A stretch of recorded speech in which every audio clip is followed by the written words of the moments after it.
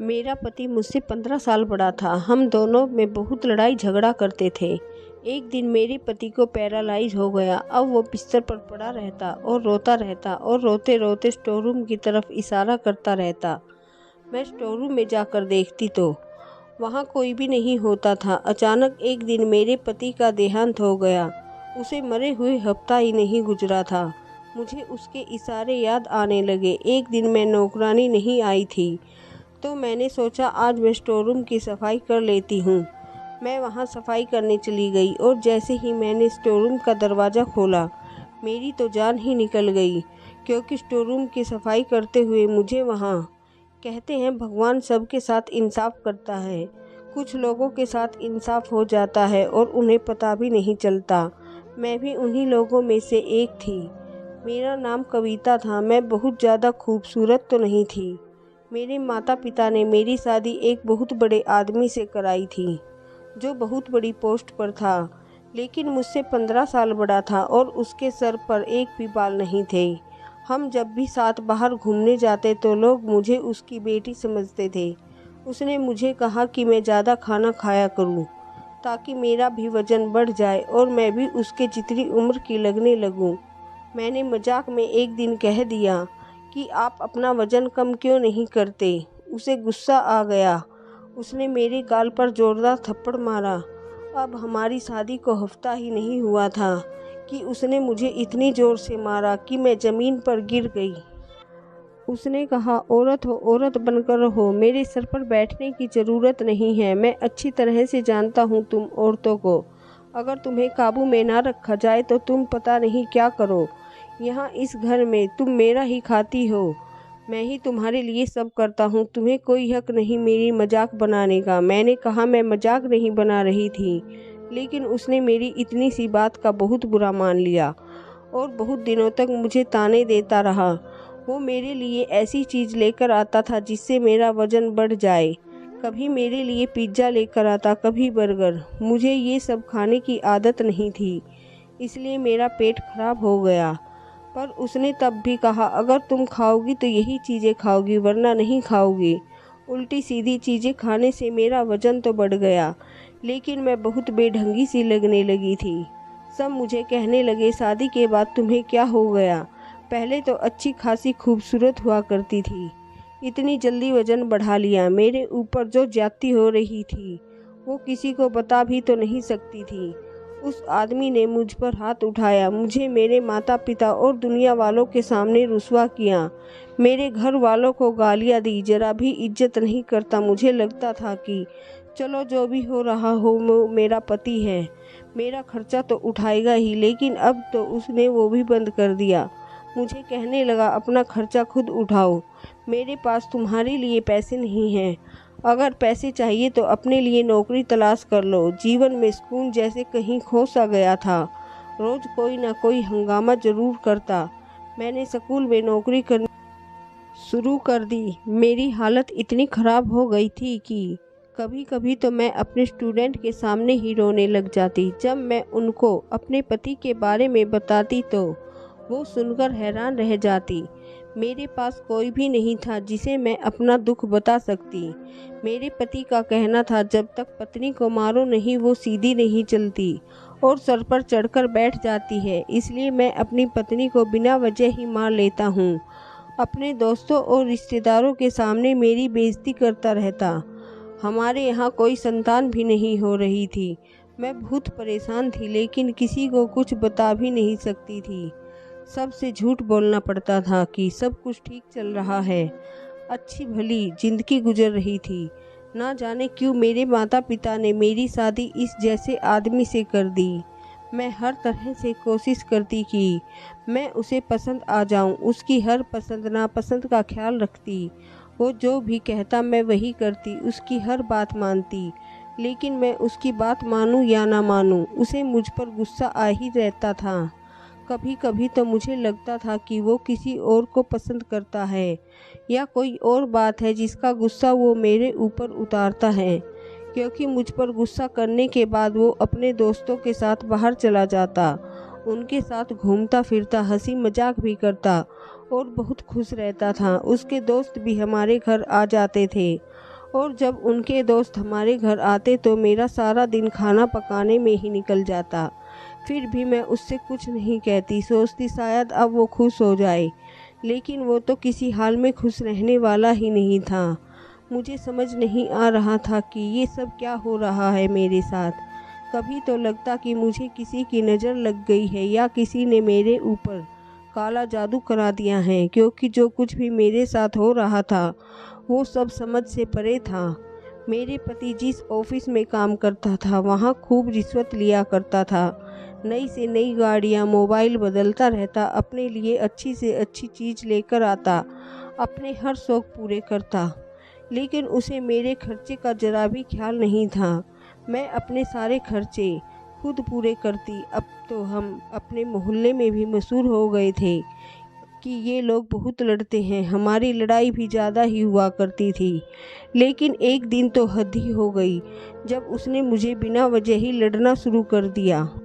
मेरे पति ने ज़ोर ज़ोर से चिल्लाना शुरू कर दिया। उसने कहा, मैंने तुमसे कहा था आज मेरे लिए अच्छा खाना बनाना और तुमने दाल बनाकर रख दी। मैंने कहा अगर अच्छा खाना खाना हो तो उसके लिए पैसे भी दे देना। मेरे पास पैसे नहीं हैं और अभी मेरी सैलरी भी नहीं मिली है। वो इस बात को लेकर खूब लड़ा और कहने लगा, मुझे तुम्हारे साथ रहना ही नहीं है, तुम मुझे अच्छी ही नहीं लगती। आज तक तुमने मेरे दिल में जगह नहीं बनाई। बात कहाँ से शुरू हुई और कहाँ चली गई पता ही नहीं चला। और कहने लगा, मैं तो तुम्हारे साथ मजबूरी में ही रह रहा हूँ। वो बहुत ज़्यादा चीख रहा था और गुस्से में था, जिसकी वजह से उसका बीपी बढ़ गया और उसको दौरा पड़ गया। मुझे समझ नहीं आ रहा था कि मैं क्या करूं। रात का समय था। मैं उसे हॉस्पिटल लेकर गई। डॉक्टर ने कहा, आपने आने में देर कर दी, आपके पति को पैरालाइज हो गया है। अब ना ये चल सकते हैं और ना बोल सकते हैं। इनका पूरा शरीर बेकार हो गया है, बस ये अपनी दोनों आँखें और 3-4 उंगलियां ही हिला सकते हैं। मेरे पति ने गुस्सा किया और उस गुस्से में आकर अपना ही नुकसान कर लिया। गुस्से की वजह से उनका बीपी हाई हुआ और अटैक आ गया।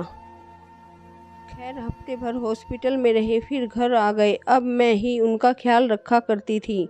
वो बोल भी नहीं सकता था और ना ही हिल सकता था, लेकिन उसे अपने किए पर कोई भी अफसोस नहीं था। मैं भी इन सब से खुश नहीं थी। वो जैसा भी था मेरा पति था। मैं नहीं चाहती थी कि उसके साथ कभी ऐसा कुछ हो। एक पत्नी कभी भी अपने पति का बुरा नहीं सोच सकती, चाहे पति जैसा भी हो। अब तो हमारे घर में पैसों की भी परेशानी होने लगी। मैं नौकरी भी करती, घर का काम भी करती और उसे भी संभालती। अब उसकी आंखें बदलने लगी थी। वो सोचने लगा था कि मेरी पत्नी जिसके साथ मैंने इतना बुरा किया, उसे मारा पीटा, उस पर गुस्सा किया, अब भी वो मेरा इतना ख्याल कर रही है, मेरी खिदमत कर रही है। एक दिन मेरे पति ने मुझे अजीब सा इशारा किया। मैं समझी नहीं कि वो क्या कह रहा है। उसने अपनी उंगली से इशारा किया था। मुझे लगा कि वो कह रहा है उसे बाथरूम जाना है, मुझे भूख लगी है, लेकिन आज उसने तो जो इशारा किया वो अलग था। वो स्टोर रूम की तरफ इशारा कर रहा था, लेकिन इसका मतलब ये नहीं था कि उसे स्टोर रूम जाना है। मैंने उससे पूछा, क्या हुआ, आप स्टोर रूम की तरफ इशारा क्यों कर रहे हैं? क्या आपको स्टोर रूम जाना है? तो उसने मना कर दिया। मैंने घर में एक नौकरानी रख ली थी, क्योंकि मैं आधे दिन घर में नहीं रहती थी और अपनी नौकरी भी नहीं छोड़ सकती थी। अगर मैं नौकरी नहीं करती तो घर का खर्चा कैसे चलता, इसलिए मैंने नौकरानी को रख ली।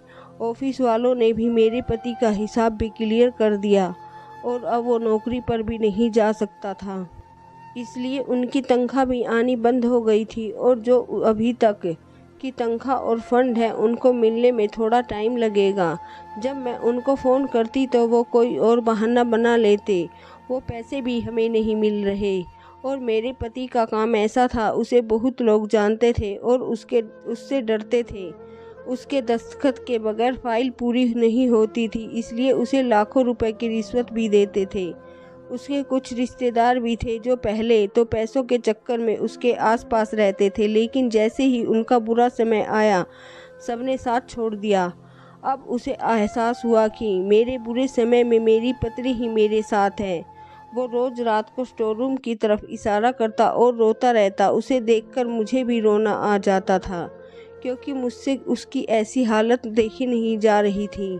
हमारी शादी को 5 साल हो गए थे और इन 5 सालों में उसने मुझे चैन की सांस लेने नहीं दिया था। हर रोज मेरा खून जलता था। बहुत तकलीफ दी है उसने मुझे, लेकिन उसे मैंने माफ़ कर दिया था। शायद उसको उसके किए की सज़ा मिल गई थी। मैं उसे और सज़ा नहीं देना चाहती थी। वो रोता रहता था और बार बार इशारा करता। मैं उसके इशारों पर जाकर देखती, लेकिन मुझे वहाँ कुछ नहीं मिलता।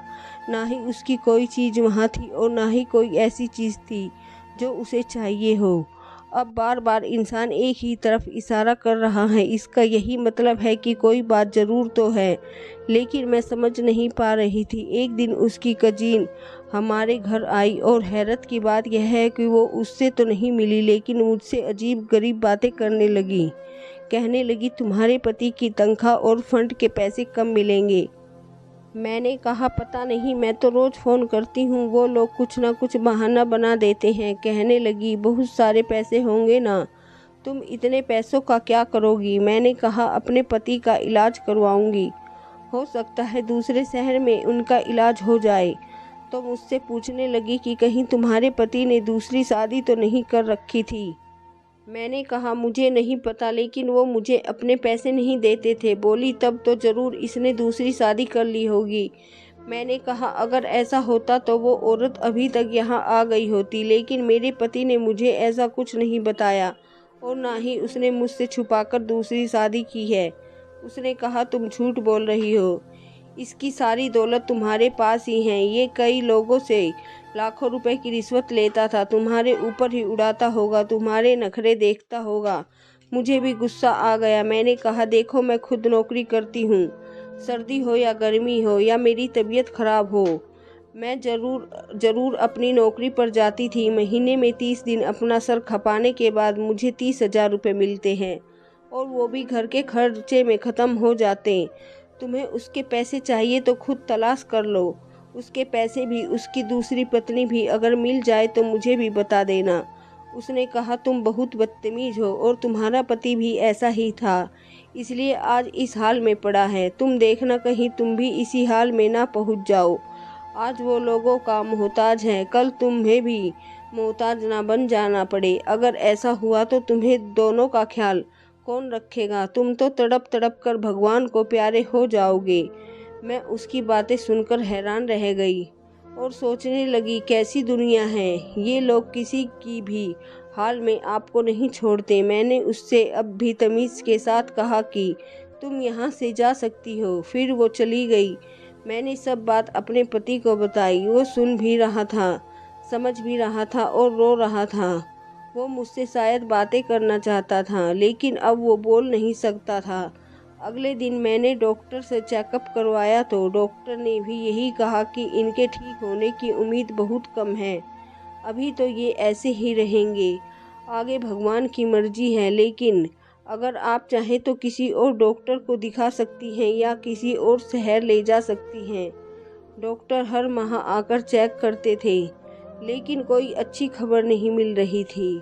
बस मेरा पति बार बार स्टोर रूम की तरफ इशारा करता रहता और मैं समझ नहीं पाती कि वो क्या कहने की कोशिश कर रहा है।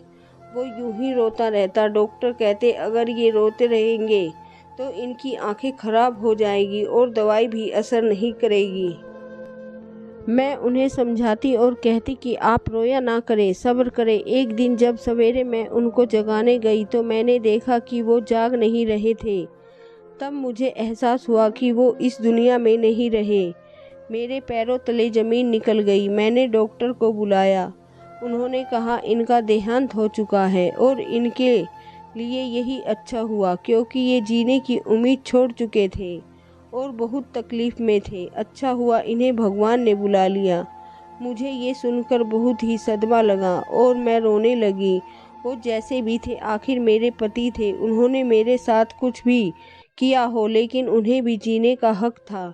मैंने पूरी इज्जत के साथ उनका क्रियाक्रम किया। मैं कुछ समय नौकरी पर नहीं गई, मैं घर में ही रहती और मेरे साथ घर में एक नौकरानी रहती थी। वही घर का सारा काम करती थी। खाना बनाना, सफाई करना, कपड़े धोना। मेरे पति के देहांत के बाद मेरा किसी काम में दिल नहीं लगता था। एक दिन किसी ने दरवाज़ा बजाया और मुझे नौकरानी ने आकर बताया कि मुझसे कोई औरत मिलना चाहती है, उसके साथ बच्चे भी हैं। मैंने कहा, क्या नाम है उसका? उसने मुझे नाम बताया। मैंने कहा, मैं इस नाम की किसी औरत को नहीं जानती थी और ना ही उसके बच्चों को। मैंने कहा, कौन है आप? उसने कहा, मैं तुम्हारे पति की दूसरी पत्नी हूँ। अब वो मर गया है। मैं अपना और अपने बच्चों का हिस्सा लेने आई हूँ। तुम्हारे पति ने 3 साल पहले मुझसे छुपकर शादी कर ली थी और 3 साल में मेरे 2 बच्चे भी हैं। अब मैं अपना हक लेने तुम्हारे पास आई हूँ। जब मैंने ये बात सुनी तो मुझे उस औरत का ख्याल आ गया जो उस दिन हमारे घर पर आई थी। इसका मतलब वो गलत नहीं कह रही थी और इनके बाकी के रिश्तेदार भी यही सोचते थे। मैंने कहा, तुम्हें शर्म नहीं आई एक शादीशुदा आदमी से शादी करते हुए? उसने कहा, इसमें मेरा क्या कसूर है? वो तुम्हें पसंद ही नहीं करता था, तुम उसे अच्छी नहीं लगती थी और मैं खूबसूरत हूँ, हसीन हूँ। वो मेरे पीछे पड़ गया और मुझसे शादी कर ली। मैंने कहा, खूबसूरत तो मैं भी थी, लेकिन उसने मुझे जानबूझकर बदसूरत कर दिया। उसने कहा, मर्द ऐसा क्यों करेगा? शायद तुम्हारी किस्मत ही खराब थी। खैर छोड़ो इन सब बातों को, अब वो इस दुनिया में नहीं रहा। मेरा हिस्सा दे दो मुझे। तो मैंने कहा, वो मेरे पास कुछ नहीं छोड़कर गया है। मैं अपना खर्चा भी अपनी नौकरी करके चलाती हूँ और जो उसके फंड और तनख्वाह है वो अभी तक मिली नहीं। जब मिल जाएगी तो मैं तुम्हें उसमें से आधे पैसे दे दूँगी। और रहा ये घर भी किराए का है और इसे मैं चलाती हूँ। तुम्हारा पति नहीं चलाता, वो मुझे पैसे भी नहीं देता, तुम पर ही उड़ाता होगा अपनी सारी दौलत। तभी तो इस घर में 1 रुपया भी नहीं देता था। तुमने उसके जीते जी बहुत ऐश कर लिया। अब तुम्हें क्या चाहिए? वो औरत मुझसे लड़ने लगी और मेरे पूरे घर की तलाशी लेने लगी। मैंने कहा, ये यहाँ कुछ भी नहीं है, जाओ यहाँ से। मेरा बीपी बढ़ने लगा। मुझे उसकी हरकत से बहुत गुस्सा आ रहा था। वो औरत बहुत जिद्दी और बदतमीज़ थी। जब उसे कुछ नहीं मिला तो वो चली गई और कह कर गई कि तुम पर नज़र रखूंगी। जब उसके पैसे आ जाएंगे तो मैं खुद लेने आ जाऊंगी। मुझे सब कुछ पता चल जाएगा। मेरी नौकरानी ने बताया कि वो उस औरत को जानती है। वो बहुत बिगड़ी हुई औरत है। अमीर आदमी को पहले फंसाती है, फिर उससे शादी करती है और फिर बाद में उसके सारे पैसे ले लेती है या तलाक के नाम पर बच्चों का खर्चा मांगती है। अब पता नहीं उसने ऐसा क्यों किया, लेकिन ये औरत अच्छी नहीं है। इसको तो सारा मोहल्ला जानता है। मैंने कहा, मेरी ज़िंदगी में कुछ अच्छा नहीं हो सकता। पति ने भी मुझे तंग किया और जाने के बाद भी मेरे गले में मुसीबत डाल गया। मैं क्या करूं? अभी मेरे पति को मरे हुए ज़्यादा समय नहीं हुआ था। मुझे बार बार अपने पति का ख्याल आता कि वो स्टोर रूम की तरफ इशारा क्यों करता था। अपने आखिरी समय में भी वो यही इशारा कर रहा था। मुझ में उसकी याद बस गई थी। औरत भी बहुत अजीब होती है। जब किसी से मोहब्बत करती है तो उसकी बेवफाई भी माफ़ कर देती है, लेकिन मन के अंदर इतनी ताकत नहीं होती। मुझे तो आज तक ये समझ नहीं आया कि मेरे पति ने मेरे साथ ऐसा क्यों किया, जबकि मैंने तो हमेशा उनसे मोहब्बत की। मैं अपने घर में भी यही सोचकर आई थी कि हमेशा अपने पति का साथ दूंगी। मैं देखने में भी अच्छी थी, लेकिन शायद उनके दिल में जगह न बना सकी। औरत खूबसूरत है या नहीं, मर्द की नज़र ही तय करती है। अगर कोई औरत एक बार मर्द को खूबसूरत लग जाए और अगर वो खूबसूरत ना भी हो, वो उसे अपने दिल की मलिका बनाकर रखता। और वो कभी कभी बहुत खूबसूरत औरत भी मर्द के दिल को नहीं भाती तो उनकी हालत मेरे जैसी हो जाती है, क्योंकि आजकल तो हालात भी ऐसे थे। मैं अब दिन भर रोती रहती थी, खाना भी नहीं खाती थी। हर समय दिमाग टेंशन में रहता था। लेकिन मेरे पास अब क्या रह गया था? मेरी उम्र भी अभी कोई ज़्यादा नहीं हुई थी। मुझे किसी से शादी भी नहीं करनी थी। मेरा ऐसा कोई इरादा नहीं था। मैं सिर्फ अपनी ज़िंदगी चैन सुकून से और अपने तरीके से जीना चाहती थी और मेरे दिल में अब कोई चाहत बाकी ना रही थी। मेरी ज़िंदगी का अब कोई मकसद नहीं था। मैं घर में ही रहती, मेरे पति के पैसे भी नहीं आ रहे थे और उनकी दूसरी पत्नी फ़ोन करके मुझे बहुत परेशान करती रहती, पैसों का पूछकर मुझे तंग करती रहती। मेरे पास सब पैसे ख़त्म हो गए थे। मैंने नौकरानी से भी कहा कि वो काम पर छोड़कर चली जाए, मैं अब उसको पैसे नहीं दे सकती। मैं हैरान रह गई जब एक दिन वो मेरे लिए खुद अपने घर से खाना बनाकर लाई और कहने लगी, आप बहुत अच्छी हैं मैडम, आपने मेरा बहुत ख्याल रखा है। मेरे पास इतना ही है मैडम, मैं आपके लिए खाना ही ला सकती हूँ। उस दिन मुझे पता चला कि अगर हम दुनिया में किसी अच्छे इंसान के साथ अच्छा करते हैं तो वो हमारे साथ उससे भी अच्छा करता है। उसके पास तो खुद कुछ नहीं था, वो गरीब थी, 4 बच्चे थे, उसके ऊपर बोझ नहीं बनना चाहती थी। मैंने उससे कहा, अगर मेरे हालात अच्छे हो गए तो मैं तुम्हें ही काम पर बुला लूँगी और तनख्वाह भी दे दूँगी। उधर उसके ऑफिस वाले पैसे देने को तैयार नहीं थे, शायद वो पैसा खाना चाहते थे। इधर उनकी पत्नी ने मुझे तंग कर रखा था। मेरी एक दोस्त थी जिसे मैंने उधार ले रखा था और किसी तरह खाना पीना चल रहा था, वो भी ख़त्म होने वाले थे। मैं बहुत ज़्यादा परेशान थी।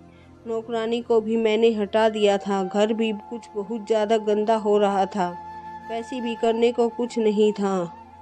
मैंने सोचा आज सफाई कर लेती हूँ। मैं स्टोर रूम में चली गई। वहाँ जाते ही मुझे अपने पति की याद आने लगी। मैं सोचने लगी वो बार बार इधर इशारा क्यों करते थे कि अचानक मेरा पैर फिसल गया और मेरा हाथ दीवार पर लग गया, जिससे मेरी कलाई में चोट लग गई और वहाँ एक टाइल टूट गई।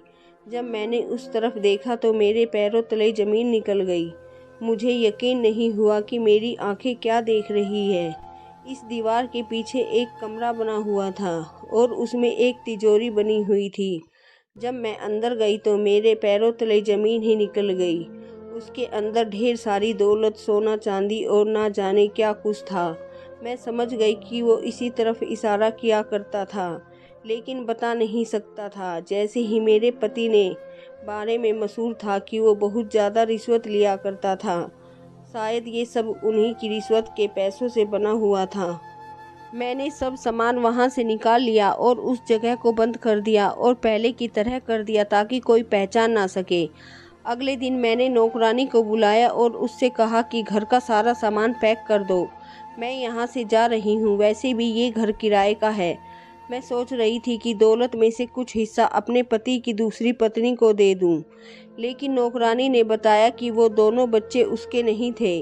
वो झूठ बोल रही थी, वो बच्चे किसी और के थे, वो आपके पति के बच्चे नहीं थे और वो औरत हमारे मोहल्ले में रहती है। कल एक आदमी आया था और अपने बच्चों को लेकर चला गया। हो सकता है आपके पति ने उससे शादी ना की हो, वो झूठ बोल रही हो, क्योंकि ये औरत ऐसे ही ड्रामा करके पैसे ऐंठती है। मैं खामोश उसकी बात सुनती रही। मैंने नौकरानी को उसकी तनख्वाह और कुछ पैसे दे दिए। उसे लगा शायद मुझे ऑफिस से पैसे मिल गए हैं, लेकिन ऑफिस वालों ने तो पैसे खा लिए थे। मैं वहाँ से चली गई। मैंने कुछ सामान भी उसे दे दिया और थोड़ा बहुत सामान अपने साथ लेकर दूसरे शहर में चली गई थी। वहाँ पर मैंने नौकरी करनी शुरू कर दी। आज मेरे पास घर भी है, गाड़ी भी है और मैं अपने पति के नाम से एक अनाथ आश्रम बनवा रही हूँ, क्योंकि ये पैसे उनके ही थे, उन्हीं ने रखे थे। वो तो मुझे देना भी नहीं चाहते थे, लेकिन शायद किस्मत को यही मंजूर था, ये पैसे मुझे ही मिलने थे। मैं इन पैसों से कोई अच्छा काम करना चाहती थी। ये सब सुनने में अजीब लगता है, लेकिन मेरा पति मुझसे 15 साल बड़ा था। उसके इतने सालों में ये पैसे जमा किए थे, लेकिन वो इसे खर्च नहीं कर पाया। यही तो जीवन है, इसमें ऊंच नीच होती रहती है। लेकिन अब मैं किसी पर भरोसा नहीं कर सकती, इसलिए दूसरी शादी नहीं करना चाहती। मैंने आगे पढ़ाई करने का फ़ैसला किया है ताकि मैं एक अच्छी जॉब कर सकूं, क्योंकि चाहे आपके पास दौलत का दरिया क्यों न हो, वो एक न एक दिन ख़त्म हो ही जाता है।